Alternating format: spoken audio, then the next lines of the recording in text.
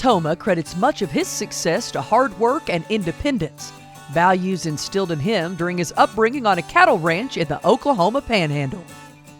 I have a different opinion of that experience today than I did growing up on a ranch. When you grow up on a ranch as a teenager, you kind of hate being on a ranch because all your friends are in town doing things and I'm having to work. But now looking back, growing up on a ranch was very special because when you live in isolation where you're 2.5 miles from your nearest neighbor, you really learn to be self-reliant.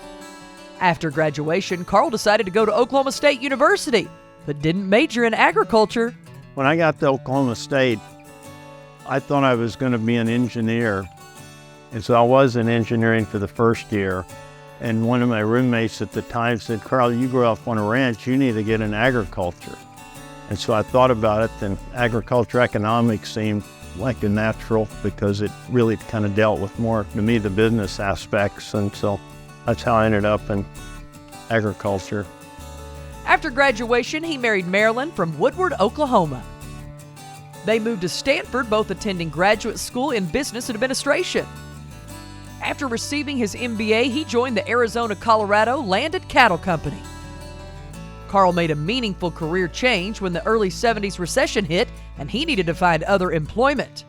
My boss, somebody Ron Burks, knew somebody that worked in Chicago in private equity, and he said, "Why don't you apply for a job there?" Because my wife had also at that time graduated from Stanford and had a job offer from Quaker Oats, which was based in Chicago. And so I went to Chicago and interviewed and was fortunate enough to get a job offer to join First Chicago in their private equity group.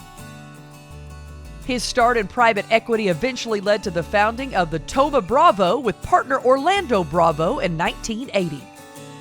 Thoma Bravo is now one of the largest software-focused investors in the world, with approximately $160 billion in assets under management. He has a knack for surrounding himself with great people. He's a wonderful leader and an incredibly hard worker, so I don't think that you'll find many people who will outwork Carl Thoma. Tapping into their ag roots and entrepreneurial spirit, Carl and Marilyn decided to establish Van Duzer Winery in Oregon after the success of Carl's business. To me, the nice thing about the wine industry is very much like agriculture, but it's got more hospitality associated with it, and so you enjoy the pleasure of agriculture. But in the wine industry, you spend more time directly selling, so you get to know the people that serve or buy your wine. It's no surprise that he and Marilyn have given back to several institutions, especially their alma mater.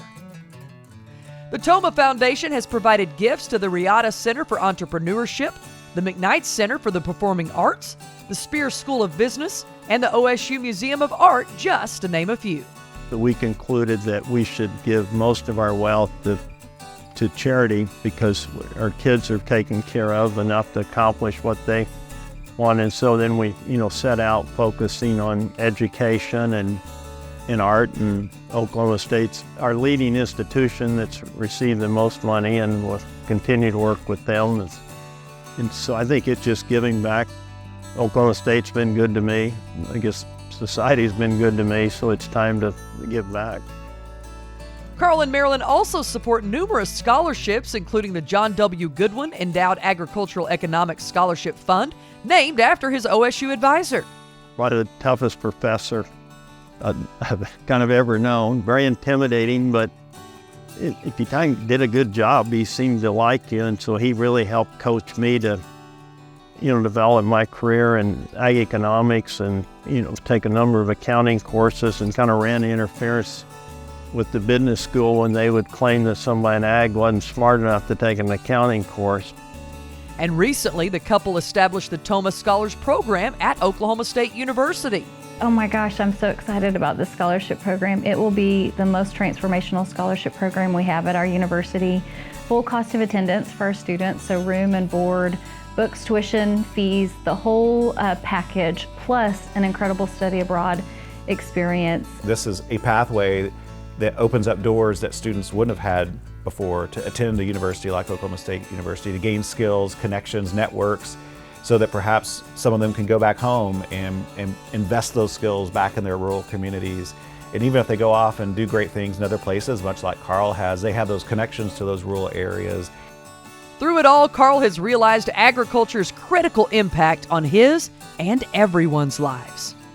To me, agriculture just gives you that grit, determination, and how to manage.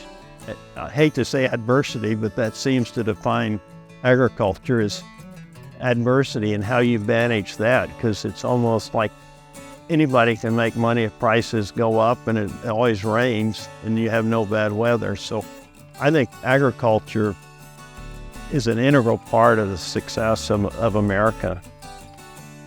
Celebrating Carl Thoma, 2024 Ferguson College of Agriculture Distinguished Alumnus.